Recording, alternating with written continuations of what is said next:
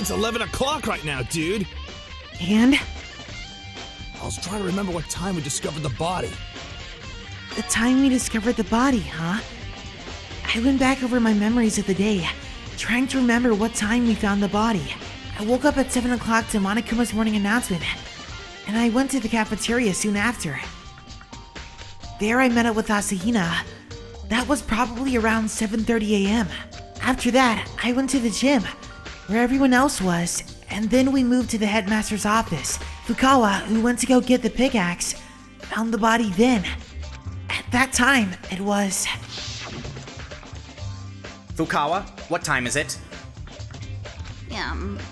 When we left the gym, it was a little before 9, so it should be right around 9 o'clock. Oh yeah, it was around 9. Yeah, that sounds about right.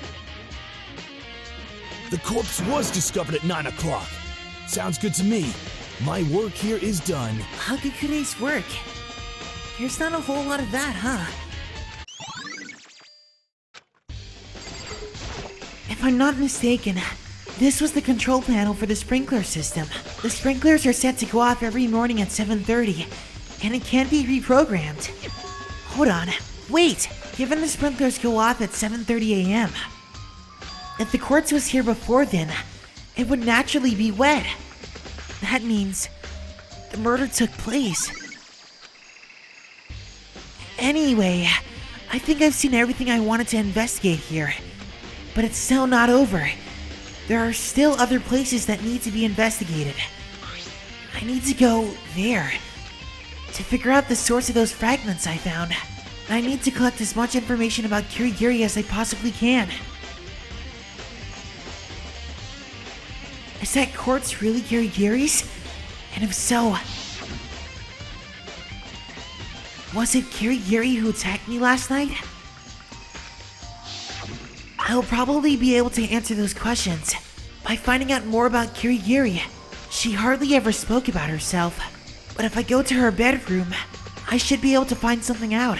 However, the key to her room... I'm simply going to restrict your movement so you can't do anything else suspicious.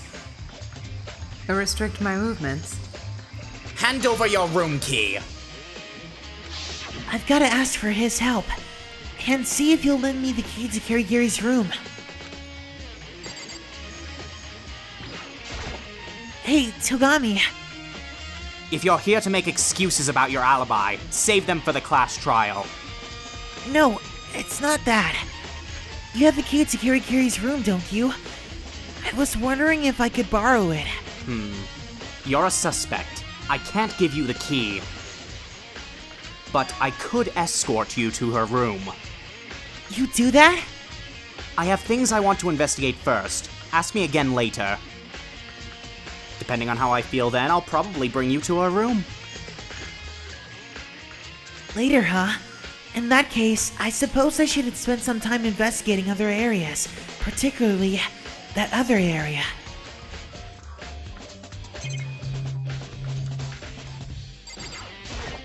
Monokuma's disassembled pieces are scattered over the gymnasium floor, except, as I thought, it's not here. And I just pulled this out of him. What do you think it is, dude? That's a...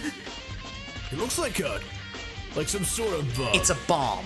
You remember what happened with Uwada on our first day, don't you? Oh, right, it's just a bomb! That bomb has gone missing. There's no doubt about it. The fragments in the garden were... Okay, so I figured out what was bugging me. Next is Kirigiri's bedroom. I should go back to the garden and ask Togami about that again. Hey, Togami, are you about ready? Kirigiri's room? Let's go. Hey, wait! Togami! I ran to catch up with Togami, and we both hurried to the dormitory. I'm opening the door now. Togami removed Kirigiri's key from his pocket and inserted it into her door. There. Thanks. Oh good, the fun-filled adventures of solving mysteries with Stupidhead. So this is Kirigiri's room, huh? There's something on top of the table. A wooden plate? What's that used for? I think it's probably a key. You know, like the keys used for the lockers at a public bath? It looks like just one of those. Hell if I know. Byakuya Togami would never dare step into a public bath. That sounds about right. Togami probably can't even envision what a public bath would look like. So it's a key, huh? That reminds me. I might have seen something like that somewhere. Oh? Where? As I recall... Ah yes, in the dojo. I recall seeing something similar there. Ah, right. The dojo. So, how's the investigation going, murderer? Because you're totally the murderer. No one else could be the murderer except you, murderer. And I'm always right because I'm Byakuya Togami. It's a bed. Byakuya Togami But is it always doesn't right appear even to when he's have wrong. any connection to the Don't murder. you go and say, no, that's wrong. I've had enough of that shit. Kirigiri's shower is on the other side of the store. It could get you are awkward if such she a has anything pervert. hanging out to dry. Oy vey, there's still work to do, dumbass.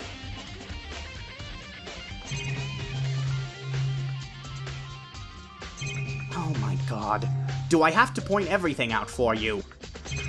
Look in the drawer. Naegi, look at the drawer. Or talk to me, either way. What exactly is it you are hoping to find by investigating this room? I didn't have anything specific in mind. I just thought there might be something useful here. Something that might help me understand Kirigiri a little better. Don't tell me that's the only reason you dragged me along on this little trip. Sorry. There's not enough time in the world to produce useful results when you don't even have an objective. Don't you have anything more concrete? Anything at all that tells you what it is that needs doing? Something more concrete? Now that you mention it. Kirigiri reached into her breast pocket and handed me. What's this? Perhaps you could call it a declaration of my intent. Don't open it now. Only open it should something happen to me. I'm pretty sure I put it in my pocket. There it is. What's that envelope? Kirigiri gave it to me. She said to open it should something happen to her. Then open it. Something has indeed happened to her. Okay. I lifted the envelope's flap and carefully removed its contents. It was a single sheet of scrap paper. Under the sheets? Was there nothing else in the envelope? Nope, that's it. Under the sheets? Does that mean there's something there? Is there something hidden beneath the bed sheets? Only half expecting to find anything. I lifted the sheets up and... What's this? I found a single crumpled sheet of paper. Hootspeak Academy 78th class. Student register? Mukuro Ikusaba? That looks to be Mukuro Ikusaba's student profile. So it does. I'm guessing Kirigiri stole this along with the key when she snuck into the headmaster's office. Fine. I'll tell you so this trip isn't a total waste. A key and a blankety blank. There! Happy!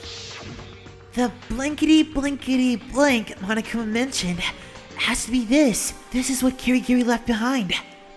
So her death wouldn't be in vain. There isn't time to be getting emotional. Hurry up and read it.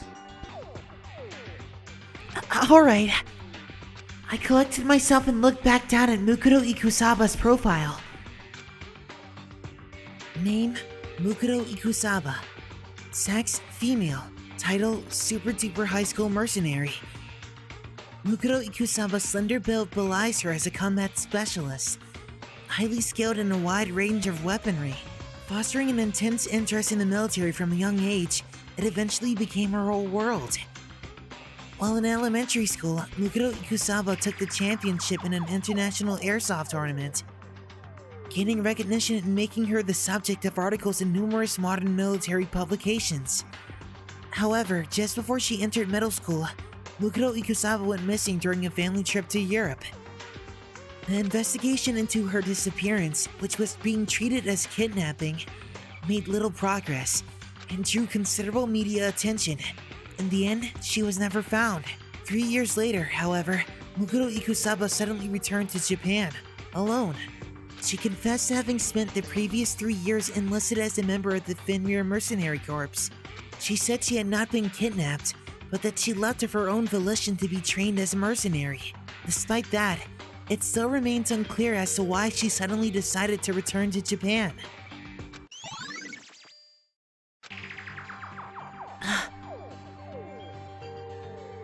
Mercenaries this, warfare that. It's like she's from another dimension. And not just the world she lives in or how she was raised, but it's more like fiction and non-fiction.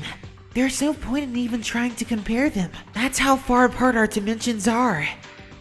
That was the impression I had as an ordinary, everyday citizen, but... I never thought I'd hear the name Fenrir in a place like this. Huh? You've heard of them? The Fenrir Mercenary Corps is a deranged organization of warriors for hire. Although they do offer some rather useful services, it wouldn't hurt for you to remember their name. No, I think I'm good. This is all obviously way out of my league. However, there is something that's bugging me. I recall hearing rumors that Fenrir had already... I spy with my little eye a sub-character-esque protagonist and a protagonist-ish sub-character. Monokuma! Well now, what do you guys have there? Ay, you saw the profile! And what are you gonna do about it? You need to act like you've got a snake in your boots. I don't have any intention of condemning you guys, nor am I going to get all over cowardly Kirigiri's case for stealing it either. To be quite honest, thievery isn't against the rules. But I can't forgive Togami, who broke the school rules by destroying the headmaster's office lock. Maybe I should write out her body, hack it up, and eat it. Bears are omnivorous, after all. You must be pretty particular about the rules if you consider a violation unforgivable. You got that right. The school rules are the grease that keeps the academy running smoothly. So, as the headmaster, it is my obligation to uphold the rules. You uphold the rules, huh? Does that mean the rules apply to you, too? Yes, sir. I don't want to deal with you guys getting your panties all in a bunch about things being unfair. And while we're talking about particulars, I've got some juicy information for you guys. Information? It's about who the rules apply to. To put it another way, it's about the participants in this academic coliseum. Until now, I don't think I've told you exactly how many participants there are. So I think it's about time I cleared things up. When you guys gathered in the entrance hall, there were only 15 of you, right? So I'm guessing that caused a pretty big misunderstanding for you guys. But by misunderstanding, do you mean... Yep, there aren't 15, but a total of 16 high school students participating in the academic coliseum. 16? Then... Mukuro Ikusawa, the 16th student hidden in this academy, the girl referred to as the super-duper high school despair. Beware of Mukuro Ikusawa. The 16th student, Mukuro Ikusawa, is also a participant. Which means the rules also apply to her. Why? Yes? Did you say something? Why would you go out of your way to tell us that specifically? Well, you see, as I said before, the academic coliseum is being broadcast live to despairingly rave reviews. With so many people watching, it's necessary to be completely transparent about the rules. I mean, it pain if I had to deal with a storm of complaints and hate mail later, wouldn't it? So that's why I told you. Well, that's all the hints you're getting from me. But, as retribution, I will tell you one other thing. Retribution? Tit for tat. Cowardly Kirigiri's tit for a Monokuma tat. Mukuro Ikusaba's profile for Kirigiri's profile. Kirigiri's profile? You know how she wears those obnoxious gloves day in and day out? Just between you and me. She wears them to hide markings on both of her hands that she doesn't want people to see. What? Oh, boo-boo. That's all you're getting from me. See you guys again at the class trial.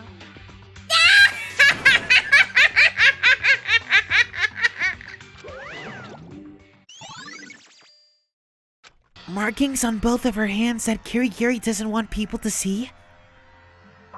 Could he possibly be talking about that tattoo? But wait, Monokuma said it was something she didn't want people to see, which is to say, she wears the gloves to hide her hands. But if that's the case, what about those fake nails?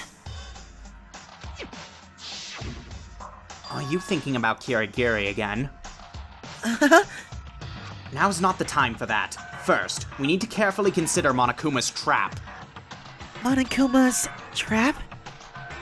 Your feeble-mindedness can only be a punishment from God. Think carefully about what Monokuma just said. There are 16 students here in the academy. In other words, Mukuro Ikusaba counts as a student. To make it even easier for you, Monokuma was trying to say the school rules apply to Mukuro Ikusaba. The question is, why would Monokuma come out and say that at this particular time?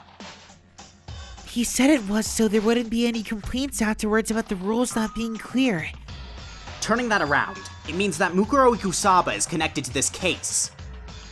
And because of that, in the interest of fairness, Monokuma revealed the existence of the 16th student in advance of the class trial.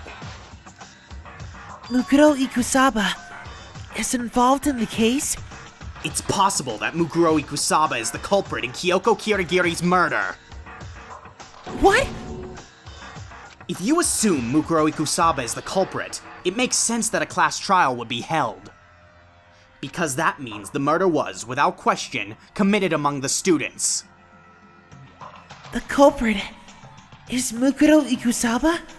She killed Kirigiri?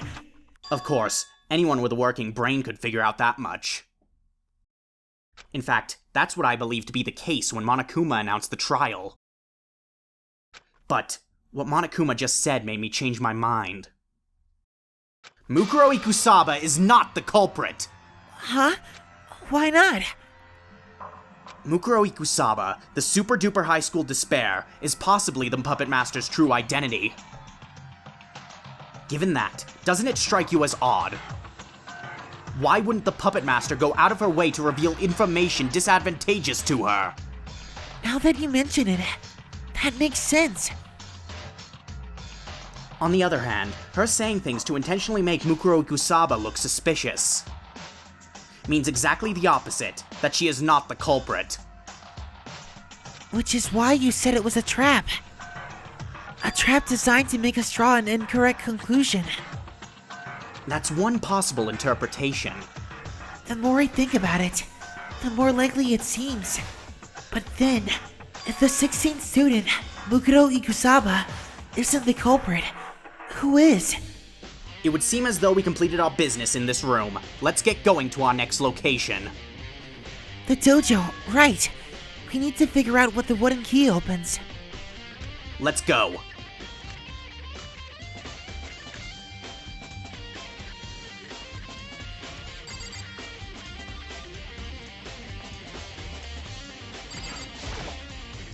A row of wooden lockers is lined up against the wall. The keys here are like what you find at a public bath. So the key we found in Kirigiri's room really did come from these lockers. Naegi, look at the locker on the right. It's the only one without a key in it. You know what that means, don't you? It means I need to put the key we found in Kirigiri's room into that slot? Get to it! Byakuya Togami commands you! Okay, jeez. What a jerk. I took the wooden plate out of my pocket and inserted it into the slot on the locker. The key slid into the slot as though it were being sucked in, and then I opened the locker door. There are arrows inside, around 10 in total, maybe. They're duralumin. They may be thin, but they're extremely sturdy. But without a bow, they're nothing but thin, sturdy rods. Thin, sturdy rods. Aside from that, there's a ball of brown packaging tape crumpled up at the bottom of the locker, with what appears to be blood on it. The fact that there's blood means this is probably connected to the murder. I'm inclined to agree that it is connected. But as for how, I'm drawing a blank right now. I think that's about all there is of interest in the locker.